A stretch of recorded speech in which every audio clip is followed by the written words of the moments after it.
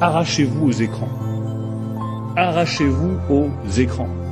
Les écrans vous dévorent, la lecture vous nourrit. C'est toute la différence. Bonsoir à tous, bande de loulous du mardi, j'espère que vous allez tous bien. Ce soir, on se retrouve avec Jacob Cohen et Maximus. Dans cette première partie d'émission, on va parler du dernier ouvrage de Jacob Cohen, la 26e tribu. Et puis en deuxième partie d'émission, on va parler de l'actualité, de tout ce qui se passe en ce moment et de tout ce qui s'est passé récemment et de tout ce qui pourrait se passer bientôt. Voilà, Jacob Cohen, bonsoir. Bonsoir à tous, bonsoir Maximus. Oui, bonsoir Jacob. Bonsoir. Bonsoir Lou et bonsoir aux camarades qui nous écoutent ce soir. Alors, ce dernier ouvrage que vous venez d'écrire, alors attendez, je vais quand même essayer de mettre l'affiche à l'écran, histoire, parce que là, elle est derrière, qui s'appelle La 26e tribu, donc c'est un roman, et donc, Jacob, moi je connaissais la 12e tribu, la 13e tribu, mais je vois que là, j'ai dû rater quelques épisodes parce qu'on en est à la 26e. Donc déjà, pourquoi ce titre de 26e tribu ? Alors, je vous ferai remarquer que sur la couverture, il y a 4 lettres hébraïques. Si tu pouvais remettre la couverture, bon, il y a Yahvé, les 4 lettres hébraïques, et les 4 lettres hébraïques dans la numérologie juive, c'est 26. Et le 26 est un chiffre très symbolique. Il a une très grande importance. Et disons, dans le roman, ceux qui mènent une certaine opération,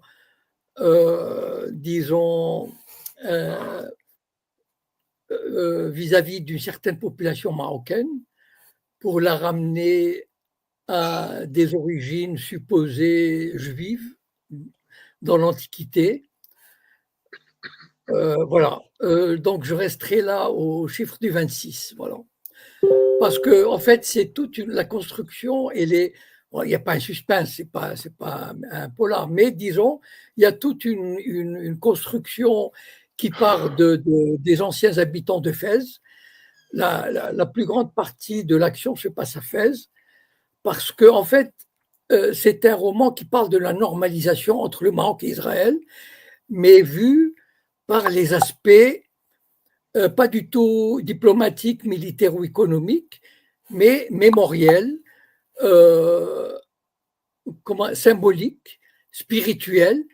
En fait, j'ai voulu montrer comment le Maroc a déroulé le tapis rouge au sionisme à Israël, pas seulement du point de vue militaire, ce que je n'ai pas envie d'aborder, mais d'un point de vue intellectuel, c'est-à-dire que le régime marocain ou le roi du Maroc a fait en sorte de modifier l'histoire du pays de manière à lui donner une dimension judéo-musulmane qui, en fait, qui n'avait pas, en tout cas, qui n'avait plus, puisqu'il y avait 300 000 juifs au Maroc à peu près, ou 350 000, très difficile à préciser, et les 99% sont partis.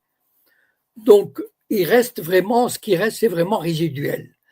Or, le roi du Maroc, pour faire plaisir aux Israéliens, aux Juifs, au lobby, a décidé de réécrire l'histoire du Maroc, de réécrire les leçons d'instruction religieuse dans les manuels scolaires, de rénover tout ce qui était possible de faire au Maroc concernant les établissements juifs ou à caractère juif, et de donner une espèce de blanc-seing au lobby judéo-sioniste de faire leur pénétration.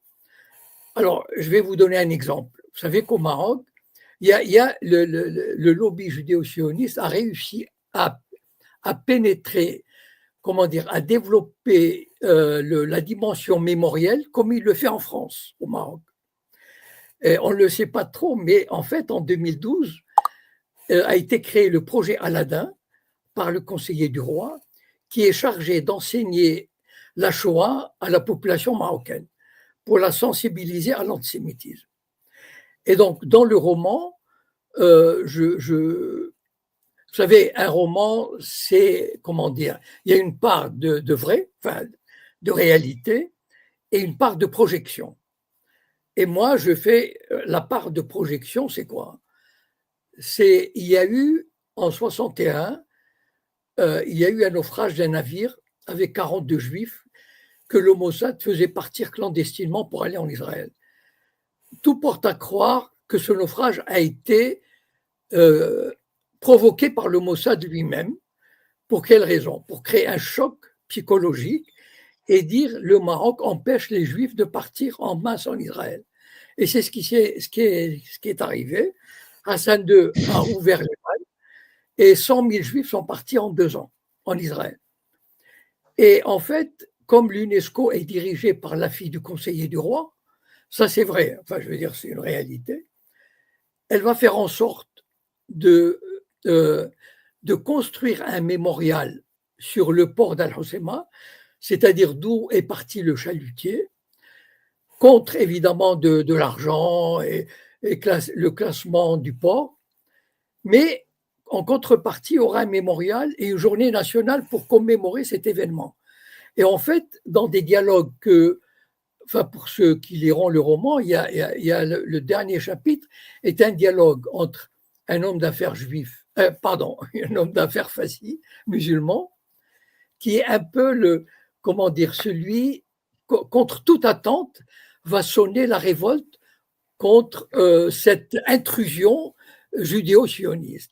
Et cette intrusion judéo-sioniste, il y a l'affaire mémorielle, c'est-à-dire on va faire une journée nationale pour commémorer, etc. Mais en fait, lui, il a compris, il dit à son neveu qu'en fait, ils vont faire comme avec les Européens, ils vont nous soumettre, ils vont nous mettre dans une position de culpabilité pour nous faire accepter n'importe quoi.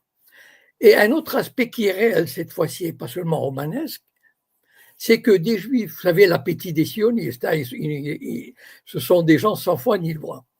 Donc il y a des Juifs anciennement marocains qui reviennent au Maroc et qui disent cette maison m'a appartenu dans les années 50. Je l'ai vendue, certes, mais pas au bon prix, on m'a roulé, etc. Et donc, ils récupèrent des propriétés, récupèrent des terres agricoles. C'est incroyable. Et donc, voilà, j'ai voulu mettre tout ça dans avec des gens qu'on envoie de anciens de Fès, qui vont récupérer une maison dans la Médina de Fès. C'est pour ça que j'ai mis dans la photo, c'est une médersa de Fès, c'est-à-dire une école religieuse de Fès, pour montrer qu'on est au Maroc.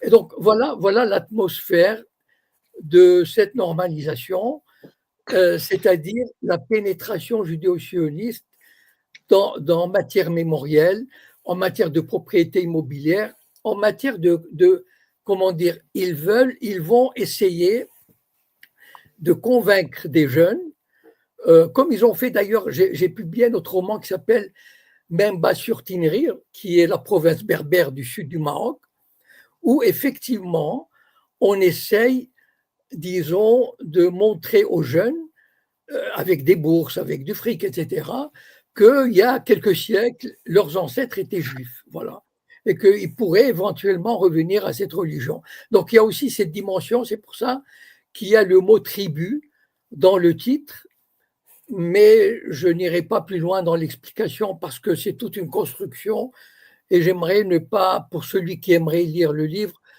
ne pas lui donner la conclusion au début, voilà.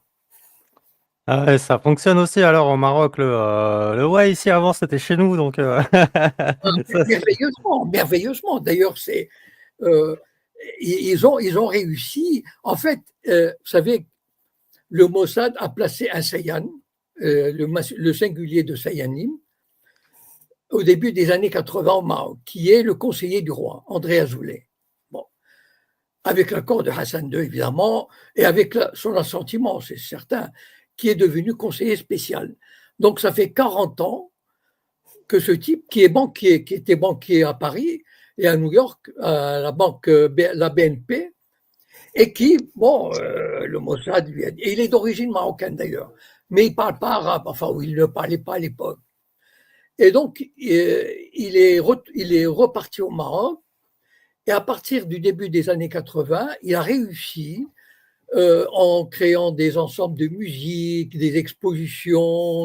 Enfin, vous savez, la pénétration du sionisme au Maroc et le chamboulement des élites ne sont pas faits par la politique.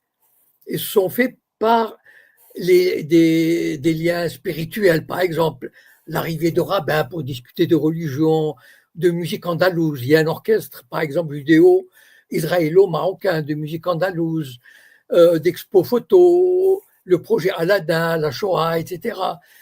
Et donc, c'est toute cette imprégnation d'une certaine élite francisée, moderniste, marocaine, des hommes d'affaires, que ce Sayan, enfin ce conseiller du roi, a réussi pendant 40 ans à sensibiliser, à la rendre plus perméable à l'idéologie sioniste, à une certaine fraternisation. Ce qui fait que quand la normalisation est arrivée, le terrain était préparé pour récupérer une partie quand même de l'élite, voilà, qui est sensible à cette. D'ailleurs, par exemple, il y a quelques mois, j'ai eu une vidéo avec quelqu'un, un Marocain, qui soutenait la normalisation. C'est un intellectuel.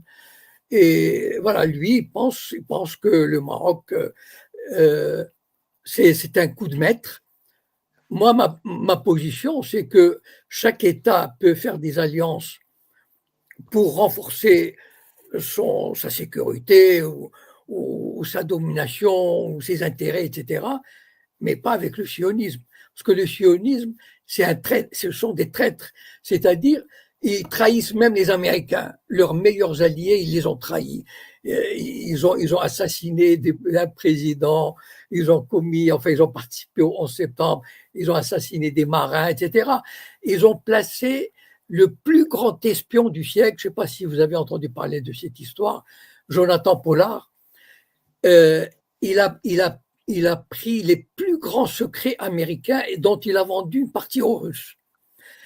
Et il a été condamné à 30 ans de prison. Et malgré tous les liens, toutes les supplications des Israéliens, aucun président n'a osé le libérer avant terme, ni lui permettre de rentrer en Israël avant les 5 ans de bannissement à l'intérieur de l'État. C'est dire à quel point il a fait du mal au renseignement américain. Donc, moi, ma position, c'est pas que le Maroc ne puisse pas s'allier avec tel ou tel État, mais le sionisme est par définition, on ne peut pas lui faire confiance. Voilà, il méprise tout le monde, les Arabes, les Américains, il faut les entendre parler, moi je les connais, et donc il se fiche pas mal des Marocains, des Arabes en général, des Marocains, des Palestiniens, et donc ça serait bête et con de leur faire confiance. Voilà. Alors Maximus, si tu veux réagir à tout ça. De toutes les façons, on en a eu l'exemple dans l'actualité avec les incidents diplomatiques, notamment les gendarmes qui se sont fait maîtriser dans le domaine français de Jérusalem. Normalement, c'était de nature à créer une crise diplomatique. Mais bon, visiblement, je vois que l'État sioniste se fiche complètement du droit international. D'ailleurs, il le méprise aussi, d'ailleurs. Donc, en fait, tout ça est corroboré par une réalité qu'on peut constater. Hein. On a vu que même des gens comme le secrétaire général de l'ONU, c'est-à-dire Guterres, lui-même est persona non grata, d'ailleurs, en Israël pour ses positions qui sont pour l'entité sioniste limite ambiguë, enfin même pas ambiguë, pro-palestinienne. C'est-à-dire que aujourd'hui, on voit que quiconque essaye d'appeler à un cessez-le-feu ou ne serait-ce qu'à une discussion autour d'une table pour trouver je dirais, des accords d'apaisement, de paix, des compromis, on voit que ça n'intéresse d'ailleurs ni l'entité sioniste, et on retrouve cette même configuration d'ailleurs avec l'élection de Trump, où Trump a bien spécifié qu'il arrêterait de donner de l'argent à Zelensky, et on voit des tractations derrière qui se font parce qu'il faut continuer de nourrir le conflit pour nous amener dans un conflit de très haute intensité, c'est-à-dire une troisième guerre mondiale effective, avec effectivement des morts et de la destruction. Donc on voit que le projet final, c'est le chaos et la destruction totale. On a affaire à des gens qui sont des agents du chaos. En fait, ce que je voulais, bon, on peut bien sûr élargir le débat, mais le rapport de normalisation que j'ai étudié de manière assez détaillée, approfondie, en prenant des exemples, etc., sous forme romanesque, je répète, c'est pas un rapport égalitaire. Voilà. C'est un rapport de soumission, même si ça ne le dit pas, mais en fait, on a quelqu'un qui est craint, ça veut dire le partenaire israélien qui est craint, qui est respecté, qu'on n'ose pas contredire, contre qui on n'ose pas appliquer même la loi. Enfin, je veux dire, c'est avec beaucoup de réticence on lui applique la loi. Et donc, et c'est pour ça d'ailleurs, si vous remarquez, les autres par exemple, Israël avait normalisé avec l'Égypte et avec la Jordanie il y a 40 ans. Mais en fait, ces deux pays n'ont pas fait le même processus que le Maroc. C'est-à-dire, ils ont, bon, pour des raisons qui leur sont propres, ils ont été amenés à normaliser, malgré enfin, ils n'avaient pas tellement envie, mais ils ont dû le faire. Mais ça, c'est une autre question. Mais ils l'ont fait, mais tout en gardant leur distance, parce qu'ils se sont rendus compte que c'est pas un partenaire fiable, juste, égalitaire, etc. Et donc, on appelle ça des paix froides. C'est vraiment, enfin, une paix avec l'Égypte, avec le peuple égyptien ou le peuple jordanien, c'est une paix glaciale. Voilà. Et malheureusement, enfin, le Maroc, il y a une espèce d'enthousiasme. Peut-être c'est dû au conseiller du roi, qui fait du Maroc une espèce de presque de protectorat ou de colonie spirituelle ou culturelle ou mémorielle du régime sioniste. Voilà. Et donc, et c'est pour ça que j'aurais voulu que les gens qui peuvent se rendre compte de ce rapport de domination, parce qu'il est structurel au sionisme. Le sionisme est une idéologie qui méprise le reste du monde. Intrinsèquement, fondamentalement, je les connais, enfin, je veux dire, ce sont des gens de ma famille, de mes amis, etc. Intrinsèquement, ils n'en ont rien à foutre du monde entier. Voilà. Et surtout des Arabes. Alors là, c'est les derniers. Et donc, et c'est dommage que beaucoup de Marocains ne réalisent pas le guêpier dans lequel ils se laissent prendre. Voilà.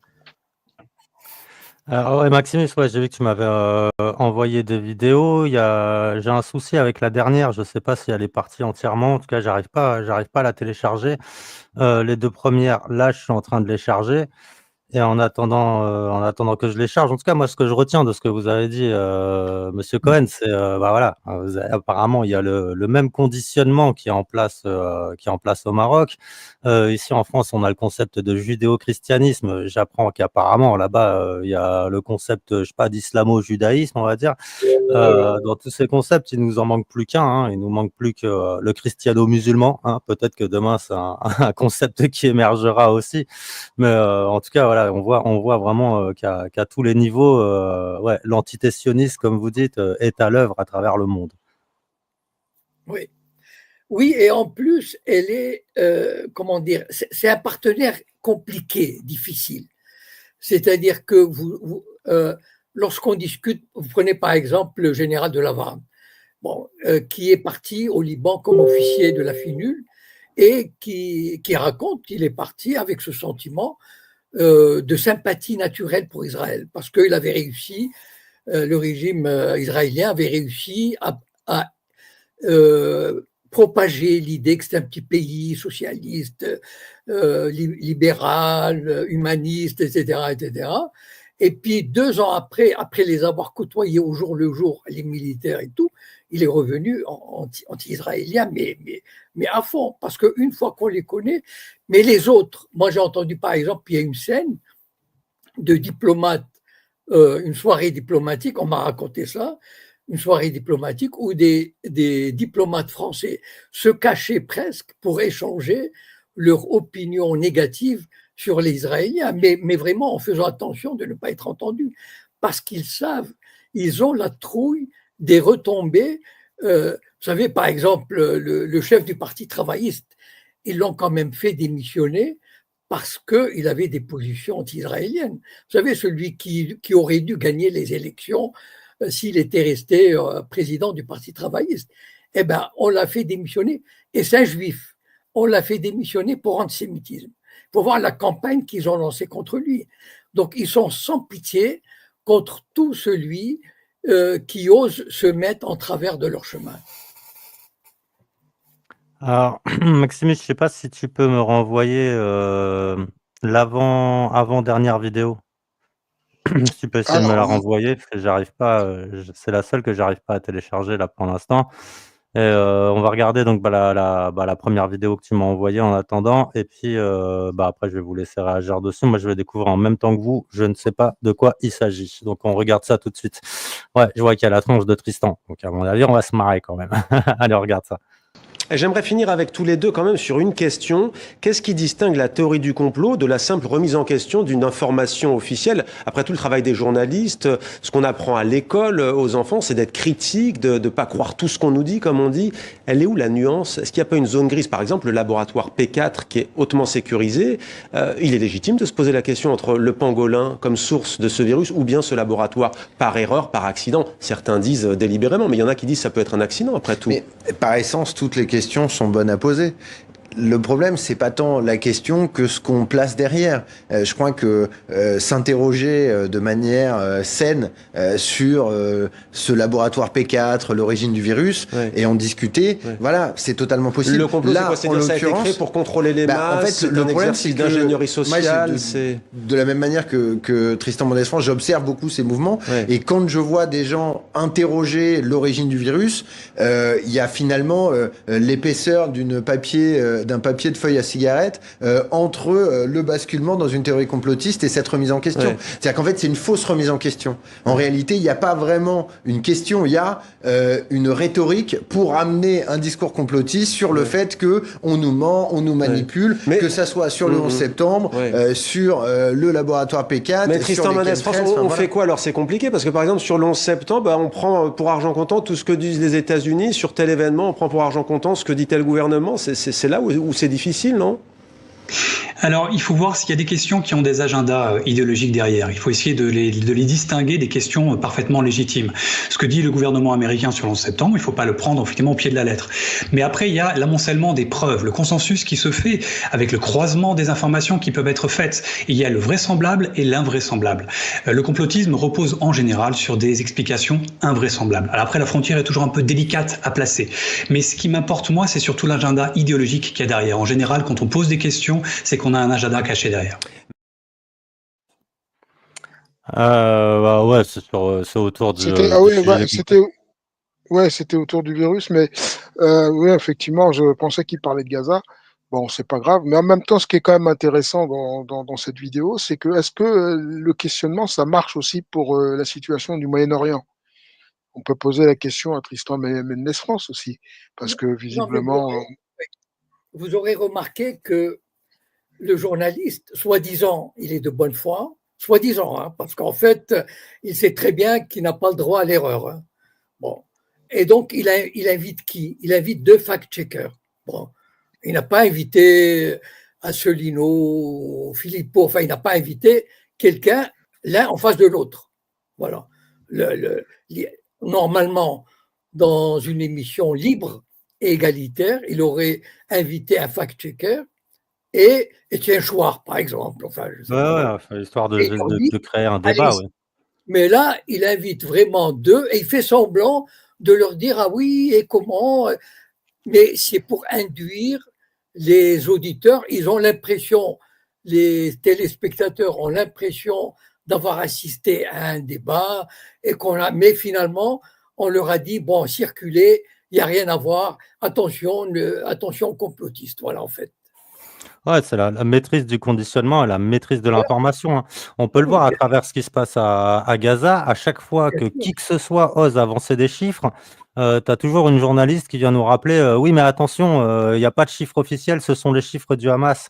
Bien Oui, sûr. justement, c'est que, on nous dit systématiquement que les chiffres du Hamas, on peut pas les croire. Les chiffres, par contre, qui sont fournis par Israël, alors ceux-là, faut les avaler sans douter de quoi que ce soit, hein. Évidemment que ça ne pourrait pas être, du mensonge, mais le fait qu'il puisse pas y avoir d'observateurs extérieurs sur place là-bas, ça c'est quelque chose d'unique. Je veux dire, une fois encore, pour aucune autre guerre, on aurait toléré ça.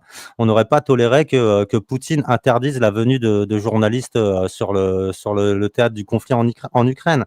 Par contre, pour Israël, oui, c'est acceptable. Personne ne voit ce qui se passe là-bas et puis on est obligé comment dire, de prendre l'information qui nous est fournie par Israël comme vérité comptante, quoi. Voilà, Donc, malheureusement, Israël. Oui, oui, vas-y, Maxime. non, ce que je voulais dire, c'est qu'il disait qu'il fallait pas prendre pour argent comptant tout ce que disait le gouvernement américain. Mais est-ce qu'on doit prendre pour argent comptant tout ce que dit le gouvernement israélien? On peut poser la question dans ce sens-là aussi. Ah oui, oui, faut prendre pour argent comptant, tu as pas le droit de douter, en fait. Ah, tu peux pas Non, il douter faut de savoir l'honnêteté de cet État. non, malheureusement, nous avons 60 ans de retard sur l'implication des Israéliens dans la même mise effectuée sur les médias, sur le gouvernement, sur tous les secteurs clés de la société française, américaine, britannique, etc. Donc, je pense que la dernière fois, on a parlé des Sayanim qui ont été créés en 1959. Donc, depuis 1959, le Mossad a installé en France, par exemple, comme ailleurs, des centaines et des centaines de journalistes ou de directeurs de publication, etc., qui ont mis en place le contrôle des médias. Ce qui donne le résultat aujourd'hui, il est logique. Quand on a formaté les esprits, est-ce qu'on a un équivalent d'Elisabeth Lévy dans les médias, par exemple? Pas du tout. Est-ce que de Ruth El-Krief? Non. De Patrick Cohen? Est-ce qu'on a un équivalent maghrébin, pro-arabe ou quelque chose comme ça? Non. Et donc, je peux citer 150 noms et ça sera toujours non. Donc, en fait, le problème, c'est que tout a été, comment dire, quadrillé depuis 60 ans. Et donc, aujourd'hui, on a le résultat. Ça veut dire qu'on a formaté. Il y a même des esprits français. J'ai entendu une chercheuse du CNRS qui n'est pas juive et qui reproduit le discours, mais on se demande, mais quel niveau d'intelligence elle peut avoir? Mais seulement, et je crois qu'elle était sincère, c'est-à-dire qu'en fait, elle a tellement été formatée par l'idéologie globale, sioniste, etc., qu'elle le répète. De toutes les façons, si elle avait pensé autrement, on ne lui aurait pas demandé son avis. Voilà, donc. Avant de passer l'extrait suivant, je voulais avoir votre avis à tous les deux sur ce qui s'est produit en Hollande. Jacob peut-être déjà en premier, puis après Maximus.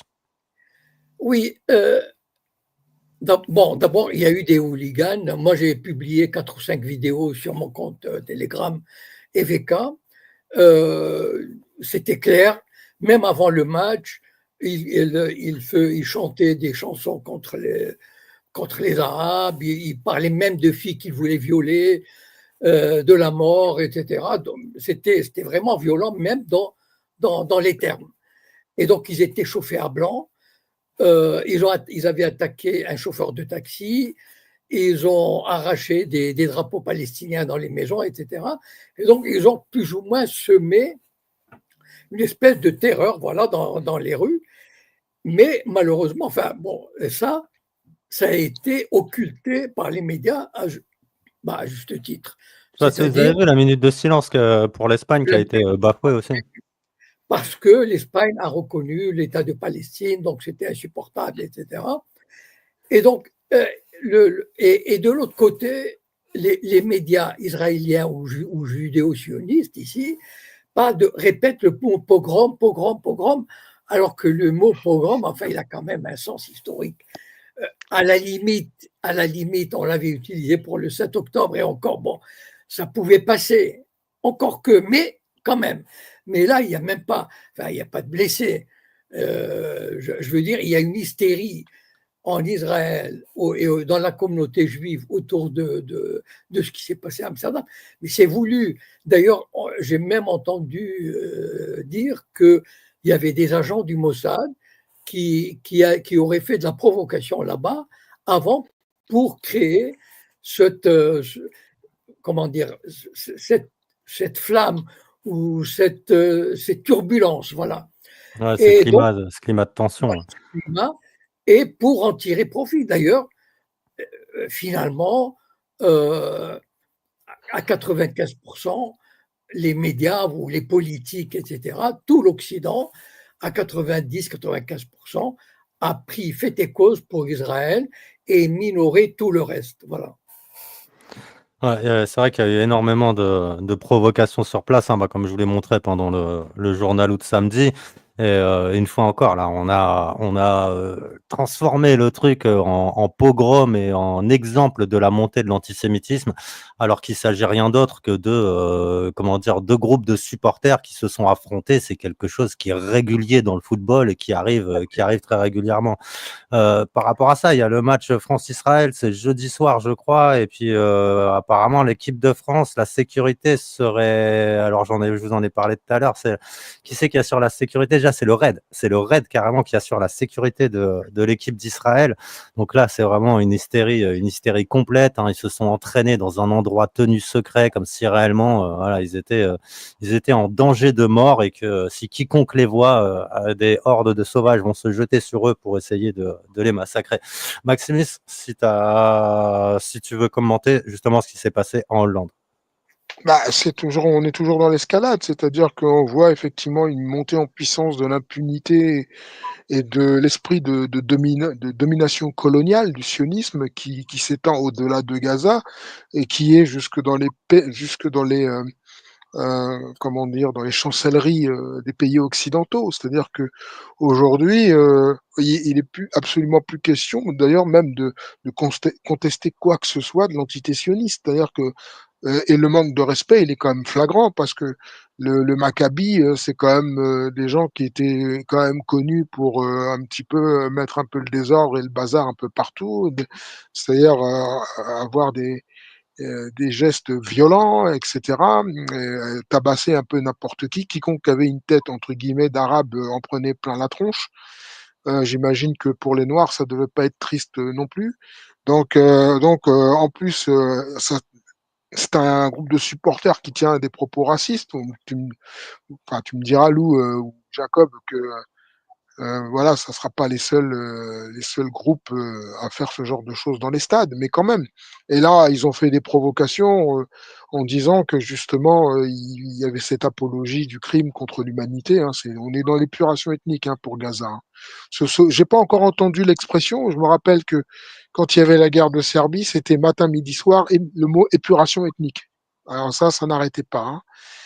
Par contre, là pour le coup, on est réellement sur une volonté génocidaire et de destruction totale du peuple. Là, par contre, la terminologie de épuration ethnique n'est absolument pas employée par les médias. Et d'ailleurs, je dirais même plus que ça va beaucoup plus loin parce que dans cette histoire d'actualité qui devient de plus en plus délirante et de plus en plus d'ailleurs contre-productive pour l'entité sioniste, parce que ce sont des images qui font le tour du monde. Alors on nous explique que le fléau, c'est l'antisémitisme, du moins quand on est du côté de l'entité sioniste. On dit l'antisémitisme par-ci, l'antisémitisme par-là, mais c'est-à-dire que en même temps, l'entité sioniste nourrit en fait ce qu'elle soi-disant, elle dénonce de ses voeux. C'est-à-dire que comment ne pas avoir une réflexion quand même assez critique, hostile et réprobatrice de ce que fait l'entité sioniste, sans qu'à un moment donné, on n'arrive pas à des formes extrêmes de ce rejet, parce que le monde entier voit les images. Enfin, je veux dire, sur les réseaux, ça tourne dans tous les sens, quoi. Donc, et ce qui explique aussi pourquoi une certaine jeunesse manifeste et s'insurge contre tous ces actes de barbarie et de violence absolument insensés. Et que ça soit pour le Maccabi, qui d'ailleurs, ils ont pris une raclée parce qu'à un moment donné, voilà, il y a le retour du réel, hein, c'est-à-dire que quand on va provoquer les gens, il y a un moment donné, il y a des gens, ils répondent de façon musclée et virile, et c'est tout à fait ce qui s'est passé. Alors aujourd'hui, j'ai vu que les autorités des Pays-Bas recherchaient activement les auteurs de violences sur les supporters israéliens. Donc, ce qui montre bien, là encore une fois, les pressions qui ont dû se faire derrière, quoi, en coulisses, pour ne pas laisser la chose totalement impunie, quoi. C'est incroyable, quoi. C'est-à-dire qu'aujourd'hui, le bloc euro-atlantiste est littéralement, en fait, sous domination sioniste. Voilà, c'est tout. Ouais, ça... Biologiquement parlant, politiquement parlant, mentalement parlant, voilà, il y a une espèce de crainte, de soumission craintive vis-à-vis de cet État voyou dont on connaît les pratiques, mais qu'on n'ose pas critiquer ou qu'on n'ose pas affronter. Voilà. Ah, on ne peut que voir l'indulgence, voire même la complaisance envers le comportement de ces supporters israéliens qui sont venus. Vraiment, ils sont arrivés en terrain conquis, quoi. Ils sont arrivés avec réellement aucun respect. Et puis, comme le dit Maximus, au bout d'un moment, ouais, la pression elle monte. Ils se sont pris une raclée, oui, mais aussi sur le terrain d'ailleurs. Je crois qu'ils se sont mangés 4-0, si je me trompe pas. Après, ouais, comme je vous l'ai déjà dit, le foot ne m'intéresse pas. Il y en a un autre, tiens, à chaque fois qu'il ouvre la bouche, lui aussi, on est sur de la connerie légendaire. Vous savez de qui je parle? Je parle évidemment de Franck Tapiro. On va écouter ce qu'il a dit tout de suite. Cette citoyenneté qui nous amène justement au contraire à réunir tout le monde. Et quand on accueille un pays comme Israël qui est attaqué le 7 octobre, on en fait aujourd'hui un coupable d'agression, de génocide, alors qu'il n'y a pas de génocide à Gaza. Même si vous multipliez, mais malheureusement, une victime civile, c'est une victime de trop. C'est ce qu'on appelle les victimes collatérales, c'est les victimes de la guerre. Un génocide, il faut qu'il y ait une intention politique, déterminée de vouloir exterminer un peuple, une population, pour une ethnie, pour une religion, pour quelque raison que ce soit. Et malheureusement, dans notre histoire, on l'a vu trop souvent. Deuxièmement, il faut que, et c'est les chiffres qui le montrent, la statistique, il faut qu'au moins la moitié de cette population soit exterminée. On l'a vu avec les Juifs, on l'a vu avec les Arméniens, on l'a vu avec les Hutus, etc. Et ce n'est pas le cas, je suis désolé, concernant la Palestine. Ce sont on va dire des victimes collatérales. Il n'y a pas de génocide. Donc, Ah, c'est insupportable, hein, ce truc à chaque fois de nous parler de victimes collatérales, hein. Je rappelle, une fois encore, au niveau du concept, nous en France, on nous dit qu'on est un pays tellement humaniste, en fait, qu'on a retiré la peine de mort. Rien ne justifie en France que pour ou en République, on va dire plutôt, que pour quelque acte que ce soit, hein. Un mec peut tuer, violer 200 enfants, hein, et les tuer derrière, eh bien, il ne mérite pas de mourir.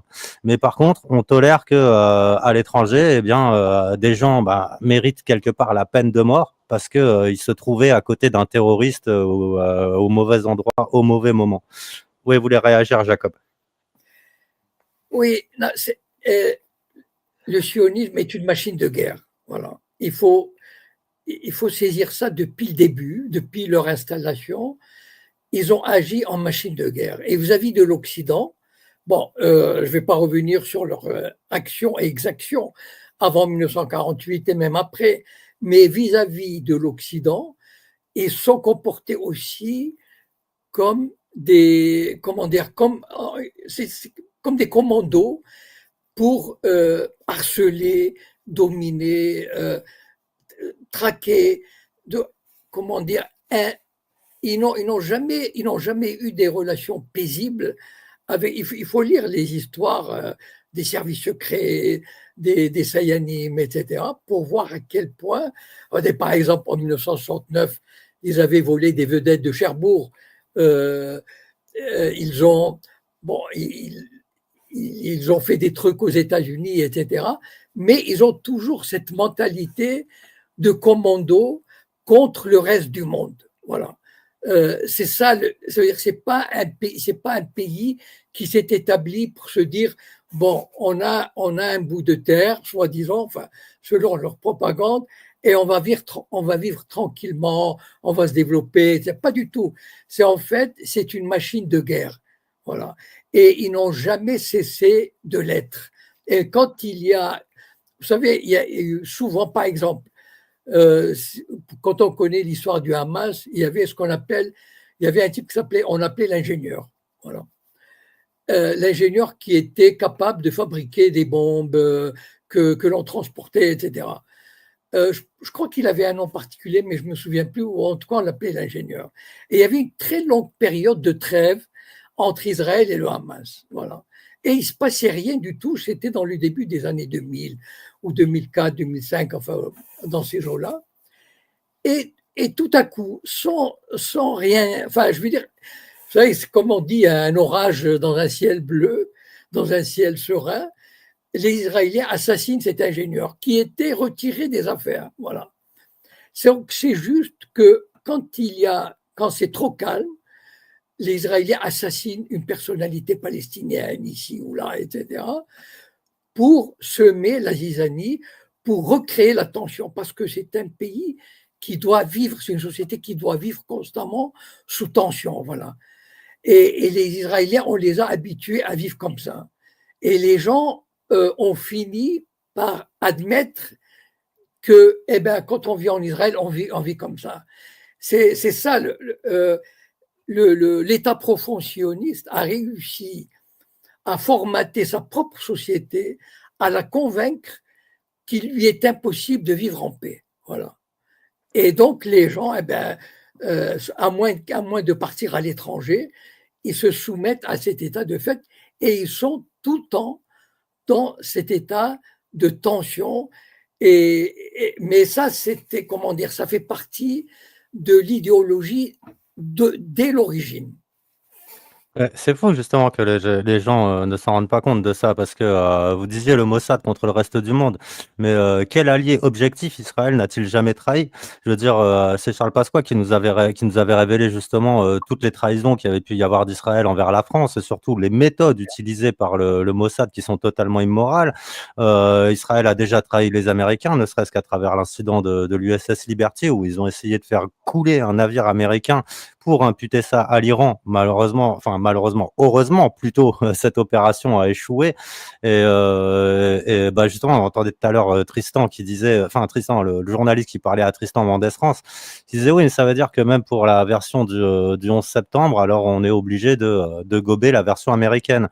Et là, je dirais aux gens de s'intéresser à ce qui s'appelle l'opération Northwood.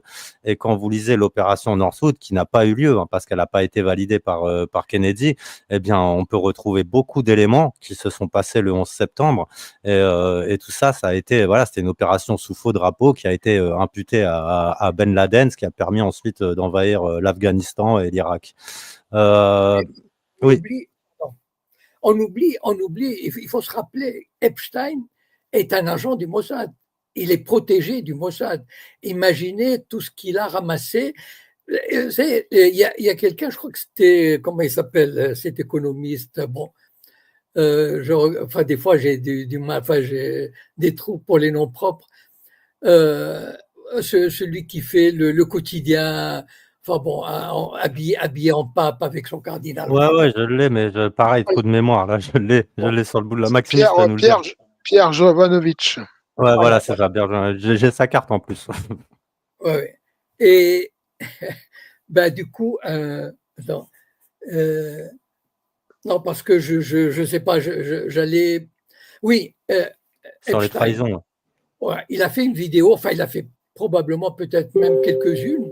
Et dans une de ses vidéos, il disait comment un type comme ça a pu échapper. Et il citait il touchait par exemple des 20 millions de dollars, comme ça, 50 millions pour des trucs, enfin, soi-disant, il a rendu service, ou bien il y avait une enquête, et il est passé à travers tous les trucs. Comment un type comme ça, qui n'est rien, officiellement, il n'était rien, eh ben, c'est qu'il avait des protections très, très haut placées. Et donc, ce type-là, on oublie que, imaginez ce que le Mossad a dans ses coffres comme vidéo, il peut faire sauter l'establishment occidental. Il ne faut pas oublier qu'il y avait des princes, il y avait des hommes d'affaires, enfin des juges et tout, et il a de quoi faire sauter l'establishment occidental. Et donc, à mon avis, ça, on oublie, enfin, on n'y pense pas souvent, mais je suis sûr que même en dehors de l'affaire Epstein, le Mossad doit pratiquer ce genre d'opération secrète, enfin je veux dire de mise en danger de quelqu'un et puis après le faire chanter. Voilà. Et je suis sûr qu'il doit faire chanter énormément de monde dans l'Occident. Alors, regardez une des vidéos que m'a envoyé Maximus, c'est celle-ci. And this is one of the controversial topics for today, but I think that wherever the opposition goes against a regime which is violating humanitarian and international law, we need to support it. And for that reason, I also congratulate all those voices within Israel claiming for peace and asking Netanyahu to stand back. I think this is the only way forward. We were proud to stand in the company of Norway, Ireland, and Spain, sending the message to the whole world, not just to the Palestinian people, that we understand what is our moral obligation. It's not just lawful obligation because of international law, it's a moral one. It was a small sliver of hope, but every hope that we can send to Palestine is better than doing nothing. Now what we witness, we don't really believe what Netanyahu is doing is really wanting to liberate the hostages. The latest developments show that it's all about him staying in power and has nothing to do with the hostage release. Alors lui, c'est le Premier ministre slovaque. Qu'est-ce qu'on vient de regarder, Maximus? Là, on vient de regarder une vidéo, effectivement, je crois que c'est ça, c'est le Premier ministre slovaque. Je regarde un petit peu pour pas me mélanger. Ça, le Premier ministre slovaque. Et ben voilà, donc effectivement, il doit probablement y avoir, je pense, peut-être beaucoup de gens qui doivent raisonner comme Jacob Cohen et qui sont tout à fait ralliés à ce que nous disons, et parce qu'on déplore évidemment la violence, les débordements de violence, mais il semblerait que l'État sioniste ne connaisse que la violence, justement, et je suis pas sûr que ça fasse l'affaire même du citoyen lambda israélien, quoi. Alors, je ne sais pas. Alors, effectivement, si le citoyen lambda israélien est un réserviste de l'armée, là, effectivement, là, ça peut changer la donne. Mais est-ce qu'on peut considérer aujourd'hui que les citoyens israéliens sont vraiment d'accord avec ce qui se passe, quoi, c'est-à-dire cette extermination-là qui se fait sous nos yeux? En fait, le citoyen israélien, même quand il ne fait pas l'armée, par exemple, mettons, je prends quelqu'un, une femme de ma famille qui a 60 ans, 70 ans. Alors bon. Et là, elle a subi la propagande du gouvernement israélien depuis son enfance. Donc, elle a intégré l'idée, on lui a dit que les Arabes, ils veulent tuer les Juifs. Voilà, ça veut dire qu'ils veulent détruire Israël, on ne peut pas faire la paix avec eux. Et ils en sont convaincus. C'est ça. C'est très difficile de leur faire admettre ou de discuter avec eux éventuellement du contraire. Donc, ils ont intégré l'idée et donc, ils sont à 90%, vraiment, les Israéliens juifs. Et puis après, chaque jour, moi, je suis l'actualité israélienne. Par exemple, quand on dit ils bombardent une école, qu'est-ce qu'ils font les médias israéliens? Ils disent « Ah, on a trouvé des armes à l'intérieur d'une école. On a trouvé des armes à l'intérieur d'un hôpital, etc. » Donc, ce qui fait que le citoyen israélien, quasiment 90% des citoyens israéliens juifs, parce qu'il y a les autres, sont d'accord avec ce qui se passe. C'est-à-dire, ils regrettent la guerre, mais ils sont d'accord avec ce qui se passe. Voilà. Parce qu'ils sont convaincus. D'abord, on ne leur dit pas la vérité. Quand on leur dit on bombarde, eh ben, il y a toujours des trucs cachés, etc. Mais on leur a appris tellement à mépriser, à haïr, à détester les Arabes que et en plus avec la mentalité, comment dire, le particularisme juif par rapport aux autres nations auxquelles il ne faut pas se mélanger, etc., qui est enraciné, et qui représente presque un inconscient collectif, eh ben, vous mettez tout ça ensemble et ça ils applaudissent presque. Vous savez, vous connaissez cette scène fameuse où il n'y avait pas cette fois-ci, mais avant, quand il y avait des guerres avec le Gaza, parce que là, maintenant, c'était dangereux, mais les citoyens, ils allaient jusqu'au bord de la bande de Gaza, ils mettaient des chaises pliantes et ils assistaient au bombardement de Gaza. Donc, en fait, c'est vraiment un peuple de tarés. Vous savez, il y a Salim Laibi qui dit c'est des psychopathes. Enfin, voilà. Et c'est vrai, c'est des malades mentaux. Enfin, je veux dire, je ne sais pas comment ils pourraient guérir. Ils ont été formatés, de telle sorte que ce n'est plus un peuple normal, voilà, qui peut arriver à avoir des rapports normaux avec les voisins, etc. Même entre eux. Une des raisons pour lesquelles Israël ne peut pas faire la paix, c'est que s'il fait la paix, il y a la guerre civile entre les Israéliens. On ne peut pas s'imaginer le degré de haine qu'il y a entre les Ashkénazes et les Séfarades, les religieux, les laïcs, les Noirs et les Blancs, etc., les banlieusards et les gens de Tel Aviv. C'est une poudrière, ce pays. Tiens, je sais pas si vous l'avez vu, je vais vous montrer une vidéo justement qui confirme un peu ce que vous êtes en train de dire. Je l'avais déjà diffusée dans un journal, mais peut-être que vous la connaissez, regardez. If you gave me a button to just erase Gaza, every single living being in Gaza would no longer be living tomorrow, I would press it in a second. That's just, I think most Israelis if probably that's agree. the choice, yeah. Yeah. Mm-hmm. No, even if it's not like right now. Yeah, no. I would press it right now. Mm-hmm. Yeah, the same with the territories. Give me that button and press it right now. There you go. And I think most Israelis would. Yeah. Most Jewish They wouldn't Israelis. they wouldn't talk about it like I am. Mm-hmm. They wouldn't say I pressed it, but they would press it, right? Like if they were in a closet alone, they wouldn't even hesitate. Mm-hmm. Someone came to them and Hadar said, no one will know. You press this, all the Palestinians are gone. You'd be like, fucking hey, is there another one? Alors, ça confirme ce que vous disiez. Vous pensez vraiment ça que la majorité, en tout cas une grande partie des Israéliens le ferait? Ah oui, je les connais intimement. Enfin, je veux dire, c'est même des membres de ma famille. Enfin, je les connais intimement. Malheureusement, c'est un peuple de tarés. Voilà. Je ne sais pas ce qu'on leur a fait, mais on les a. Ils grandissent. À la limite. Bon, il y avait le ghetto avant, d'où les Juifs voulaient sortir, voulaient s'émanciper, voulaient partir, s'aérer, voilà, reconnaître l'extérieur. Et là, maintenant, ils sont enfermés dans un ghetto, mais alors beaucoup plus fort, beaucoup plus violent. Et malheureusement, vous savez, quand les dirigeants politiques avaient dit au début de la guerre, ce sont des animaux, etc., les gens qui ne connaissent pas, les non-sachants, ils se disaient, oh, comment? Mais je vais vous donner un exemple. Il y a un chef spirituel, ce n'est pas un rabbin, c'est plus qu'un rabbin.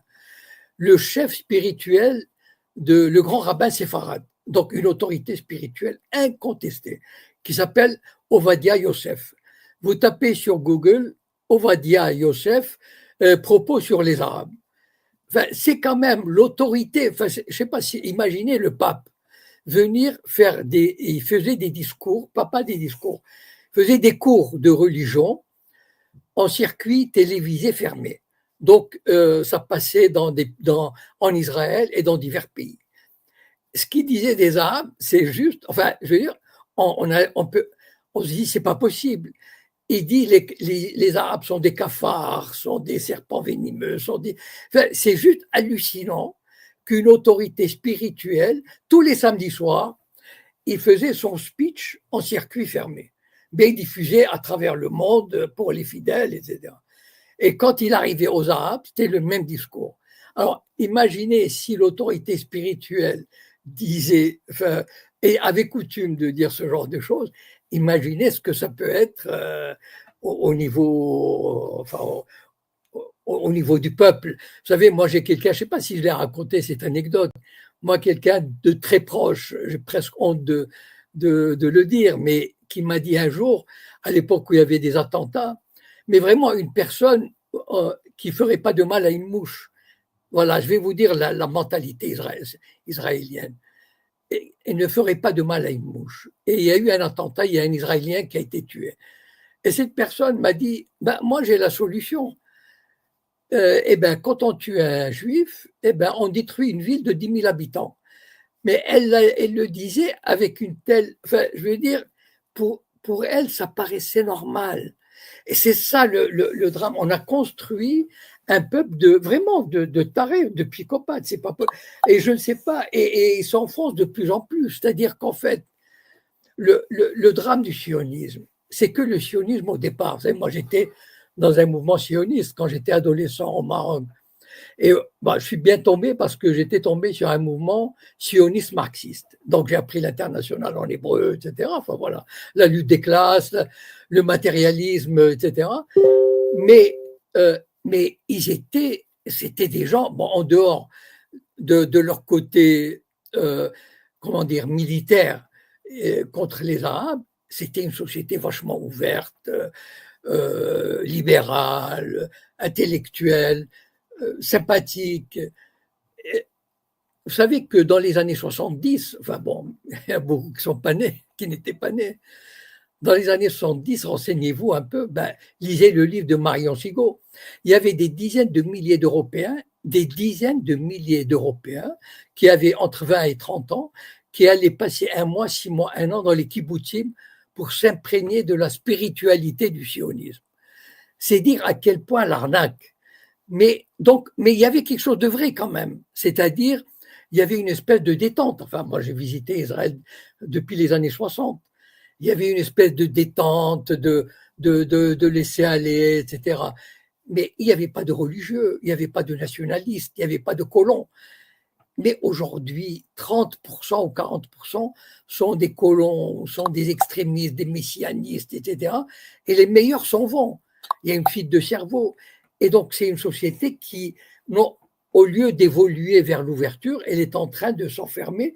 Et je vois pas d'issue, moi, d'issue, disons, pacifique, c'est-à-dire sans une explosion terrible. Moi, je ne sais pas comment ça peut finir. Je crois que on est beaucoup à voir l'issue de cette façon-là, ouais.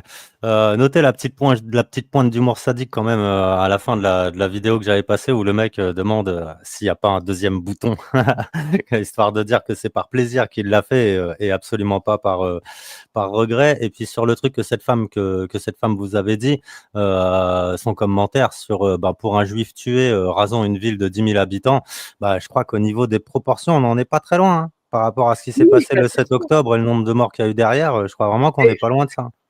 J'ai posté une vidéo aujourd'hui sur mon compte Telegram où il y avait vous savez, il y a une soirée là sur, je sais pas, un truc où devait venir, à laquelle devait assister un ministre d'extrême droite, mais finalement n'est pas venu.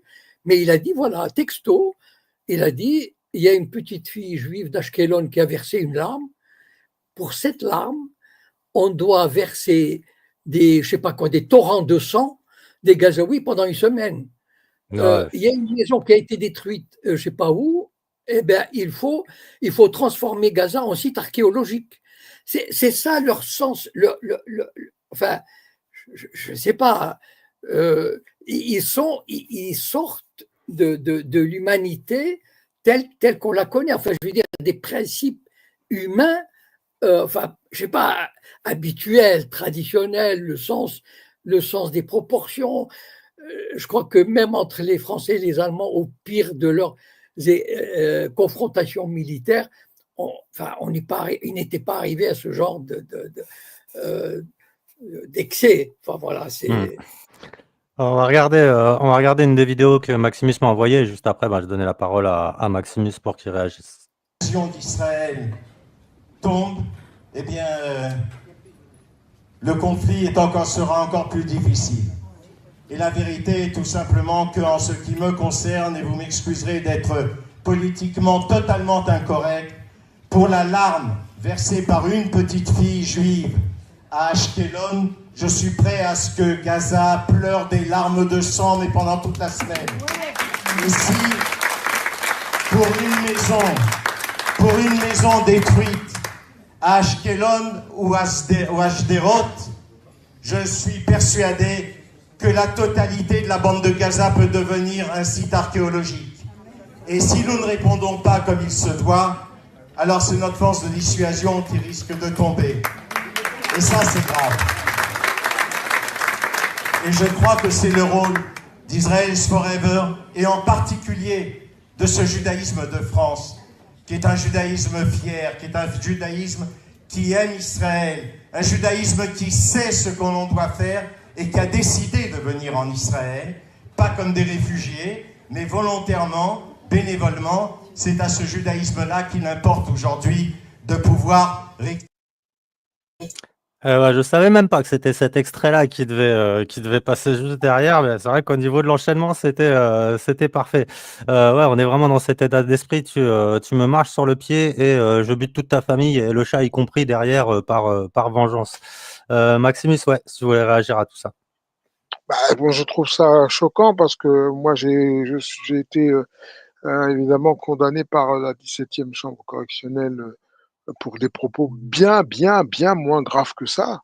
Et donc on voit bien que même la justice, elle est complètement mais à rebours quand on voit les déclarations des Sarah Salman ou des Nili Kupfer Naouri et de ce monsieur, entre autres. Mais on se dit, je veux dire, ça, pour moi, c'est des propos qui tombent sous le coup de la loi. C'est-à-dire que, techniquement parlant, ce type, pour moi, je suis désolé, c'est apologie du génocide, quoi.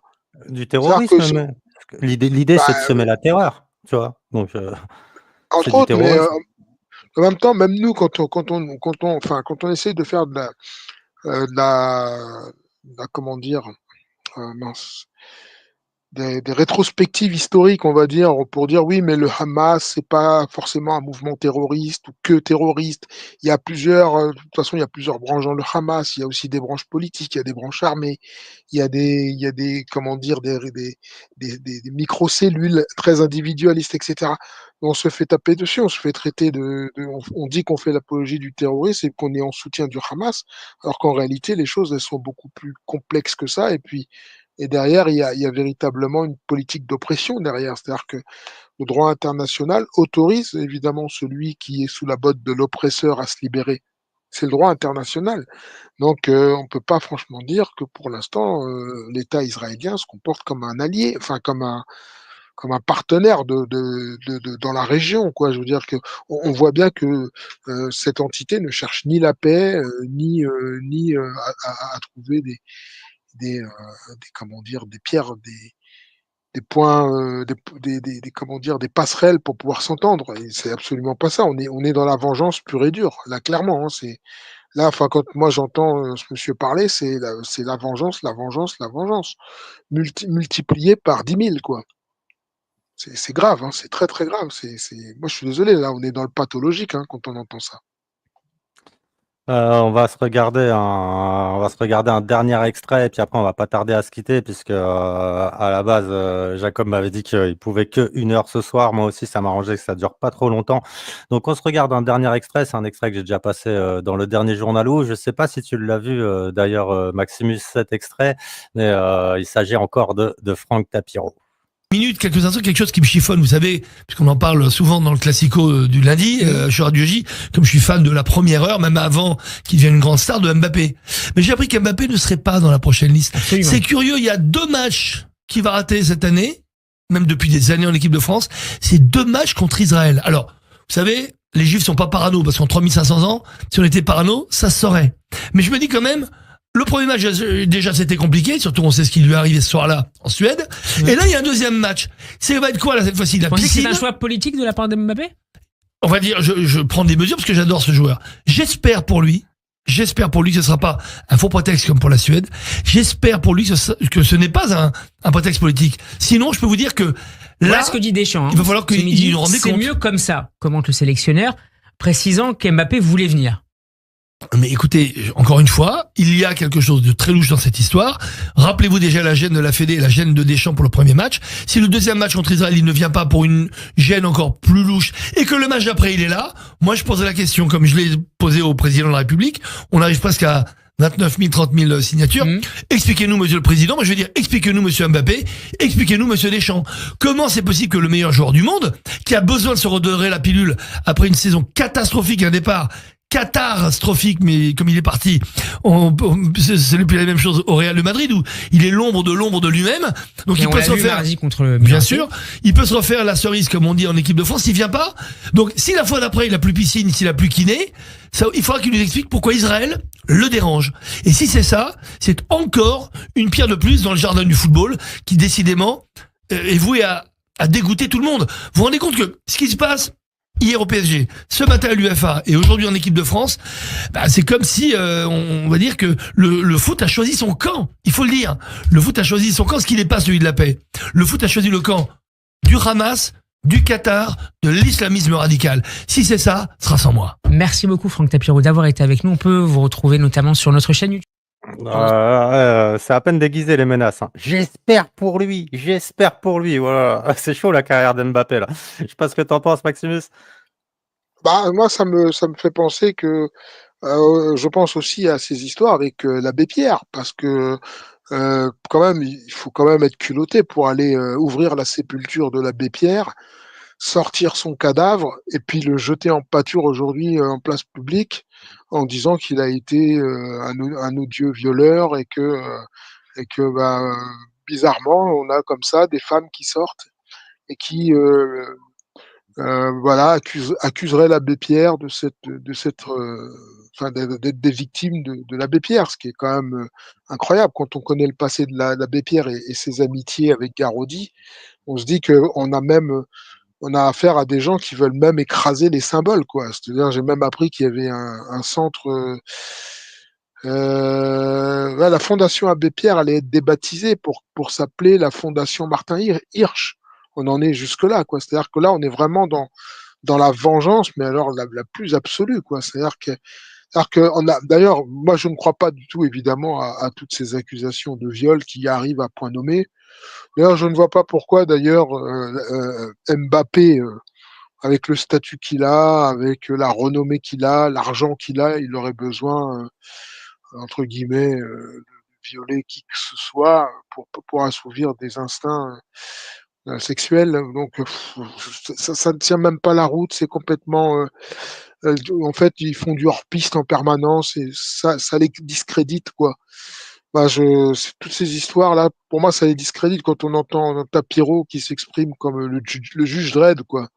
C'est le juge Dredd, mais de Jérusalem, qui dit il a intérêt à être présent la prochaine fois qu'Israël va jouer. Ben non, il a le droit d'avoir des convictions et si Mbappé il est mal à l'aise sur la question du conflit de l'oppression israélienne, eh bien, c'est ses convictions. Je veux dire, il n'a pas appelé au crime, il pousse pas au meurtre. Enfin, je veux dire, il faut arrêter, quoi. Qu'est-ce que ça veut dire, quoi. Enfin, ça me fait penser Peut-être il est juste vraiment malade, tu vois. Je veux dire, ça se trouve, il a mal au genou ou un truc, peut-être c'est juste un hasard, tu vois. Après, j'aurais appris qu'il ne serait pas forcément à l'aise avec cette question, justement, et qu'il semblerait qu'il n'ait pas forcément envie de défendre des génocidaires. Il semblerait. Donc, bon, je pense que dans sa position, je peux comprendre, mais ça me rappelle l'entretien d'El Kabash avec Mitterrand. Quand il lui disait oui, mais il faut que les Français demandent pardon, Mitterrand avait dit non, ils auront pas, il y aura pas d'excuses. Voilà, les Français feront pas d'excuses. Et il avait dit c'est l'entretien de la haine, quoi. On va s'excuser pendant 1000 ans. Mais on en est là, en fait. On en est vraiment là, en fait. Hein. Je vous rappelle le dernier ouvrage donc de Jacob Cohen qui vient de sortir, qui se trouve sur Amazon pour l'instant. Donc ça s'appelle La 26e tribu. Donc vous pouvez d'ores et déjà le commander pour ceux que ça intéresse. On va se quitter là pour ce soir. Je vous remercie, Jacob. Je pense que vous vouliez peut-être réagir justement à ce que venait de dire Maximus avant de partir. Non, je voulais juste dire un mot. L'arrogance, c'est fabuleux. Voilà, c'est extraordinaire. La chutzpah. Et Maximus, vas-y, je t'en prie. J'aimerais bien savoir justement comment il perçoit cette histoire avec l'abbé Pierre. Est-ce qu'il a une idée Enfin, je veux dire, est-ce qu'il peut, est-ce qu'il a une réflexion sur effectivement. On n'en a pas parlé. Bon, en tout cas, moi, j'ai fait une vidéo. J'ai parlé dans une vidéo. Et pour moi, c'est une manipulation énorme. C'est-à-dire que, en fait, on a voulu, comme on voulait ressortir la défense de l'abbé Pierre pour le peuple palestinien, etc., on lui a sorti cette histoire. Moi, j'ai regardé, vous savez, il y a comment il s'appelle, Régis de Castelnau, qui est quand même un avocat hors pair, voilà, qui a fait une carrière d'avocat, il est à la retraite. Il a fait une vidéo et il a dit que tout ce qu'on reproche à l'abbé Pierre, pénalement, ne vaut rien.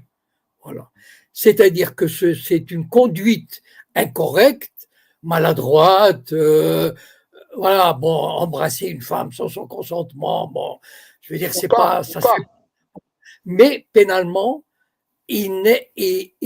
jamais il devrait être poursuivi pour quoi que ce soit, voilà.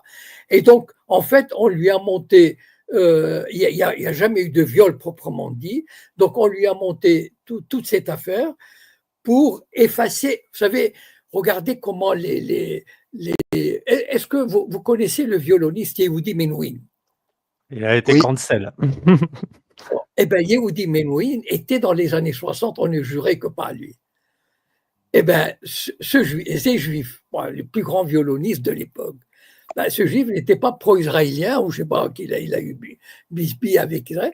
Eh bien, ils l'ont quasiment, enfin, je sais pas, moi j'écoute beaucoup de musique classique dans les radios, etc.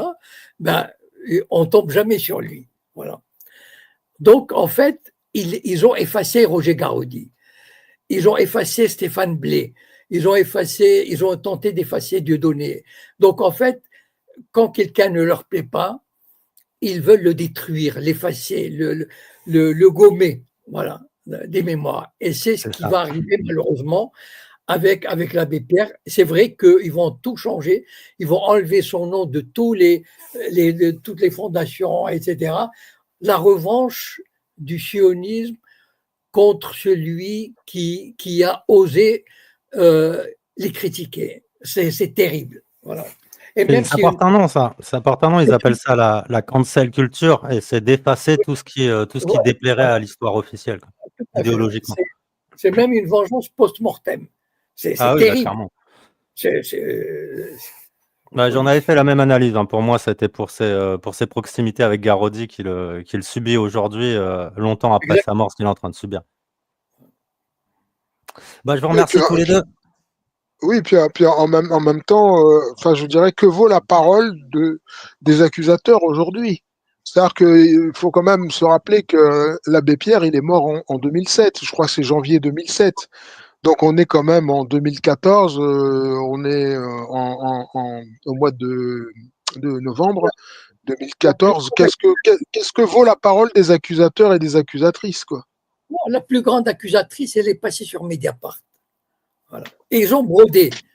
Et cette accusatrice, qu'est-ce qu'elle a dit? Elle a dit, il a tenté de m'embrasser et j'étais comme ça. Ok, d'accord, c'est pas bien. Enfin, d'accord. Est-ce que c'est vrai? Non, c'est vrai, c'est vrai. C'est-à-dire que c'était connu que dans les années 50, moi j'ai vu des extraits des journaux de l'époque, mais il était en tournée aux États-Unis et on lui a écourté le voyage parce que il était dans une société puritaine. C'est le problème avec une fois dans une interview avec je crois que c'est Carl Zéro ou un autre, je l'ai entendu récemment. L'abbé Pierre a dit oui, la chair est faible. J'allais quelquefois. Enfin, en termes déguisés, il a dit une prostituée, voilà. Mais après, j'ai prié, etc. Bon. Mais il n'a jamais, c'est-à-dire le comportement qu'il a eu aux États-Unis, c'est le comportement que j'ai décrit tout à l'heure. C'est-à-dire toucher une femme, tenter de l'embrasser contre son gré, etc. Bon, il y a des gens comme ça qui sont un petit peu... vous savez, dans les années 50, c'était très puritain. Enfin, moi, j'ai vécu cette période. Et donc, on savait pas parler aux femmes, on n'avait pas l'habitude d'être avec des femmes, etc. Donc, on avait tendance parfois à avoir la main leste un petit peu, etc. Bon, lui, il l'avait, c'est vrai. Voilà. Mais ce n'était pas un violeur. Voilà. Donc, enfin, on a monté, on l'a transformé en monstre sexuel alors qu'il ne l'était pas. Voilà. Ouais, bah alors après, ça, je sais pas si c'était de notoriété publique. En tout cas, vous avez l'air de dire que oui, Jacob, mais je veux dire, ça démontre pas que le témoignage de cette femme est vrai. Peut-être que le témoignage de cette femme, justement, se base sur ce qui est on va dire, entre guillemets, notoriété publique. Ok, bah, si vous voulez, on peut continuer, moi, hein. Après, c'est comme vous voulez, sinon on se laisse là. Je suis un petit peu. Je commence. Moi, j'ai un problème avec la voix. Quand je parle beaucoup, après, j'ai du mal à récupérer pour la voix. Voilà. Ça marche. Bon, Bah, je vous remercie. Je vous remercie très tous les deux. agréable. Alors, vous pouvez continuer si vous voulez, mais Ah, moi, j'ai les crocs là. Je vais aller manger mon steak. J'ai un steak qui m'attend. Je vais aller Ah, manger mon steak. on va clôturer là-dessus, mais moi je pense que effectivement c'est très inquiétant ce qui se passe parce que les positions sionistes sont toujours de plus en plus outrancières. Ils appellent de plus en plus en fait à l'extermination de ceux qui leur résistent. En fait, ça n'inclut pas forcément que les Gazaouis. Je crois que c'est général. Et tout le monde voit leur cruauté et leur folie en fait. Et à un moment donné, ça aura des répercussions très très contre-productives contre eux. Voilà. Je pense que c'est comme ça et ça va très mal se finir, hélas. moi, je dirais même, bon, pour conclure, je dirais même que le sionisme, c'est une autre catastrophe qui est arrivée au peuple juif, voilà, qui n'avait pas besoin de ça. Il a eu suffisamment de catastrophes et il faut qu'il ajoute le sionisme parce que il va payer un lourd tribut avec cette aventure, voilà, dans laquelle il a été entraîné malgré lui. Les Juifs marocains ont été entraînés malgré eux dans cette aventure. Les Juifs tunisiens, algériens, les Juifs français. Enfin, je peux en parler, mais pas ce soir. Ils ont été entraînés malgré eux dans cette aventure, malheureusement. Voilà. Dans cette mésaventure. Mes aventures, voilà. Bon, bah, je vous remercie tous les deux, encore une fois. Nous, on va se retrouver, ce sera jeudi soir, 21h pour la libre antenne. Alors, je crois que c'est jeudi soir, hein, le match France-Israël. Bon, ce sera pas le thème de la libre antenne, mais on gardera quand même un œil en direct, en parallèle sur ce qui se passe. Allez, bah, je vous remercie tous les deux. Merci. Pour clôturer, concernant le match France-Israël, il y a juste un quart des billets qui a été vendu. Hein, donc, je crois que c'est un match qui est beaucoup boycotté aussi. Ça intéresse personne. Ok, allez, bonsoir Lou, bonsoir Maximus. C'était un plaisir. Ciao. Merci Jacob. Merci Lou. Bonsoir le chat. Désolé, j'ai pas pu interagir avec vous ce soir, mais j'ai lu beaucoup de vos messages. Francis Chéchin, merci pour tes messages et d'autres. J'essaierai de le relire peut-être après. Que Dieu nous garde et le combat continue, bien sûr, pour la vérité, la justice et la paix. Alors moi, j'en profite rapidement pour remercier Alexandrine, Renaud, Thierry, Steph, Doom et Sacha. Voilà. Et une fois encore, je donne rendez-vous jeudi soir, 21h pour la libre antenne. Et on se quitte là-dessus. Bonne soirée à tous les deux. Je remercie les tipeurs et je vous quitte. Que Dieu nous garde.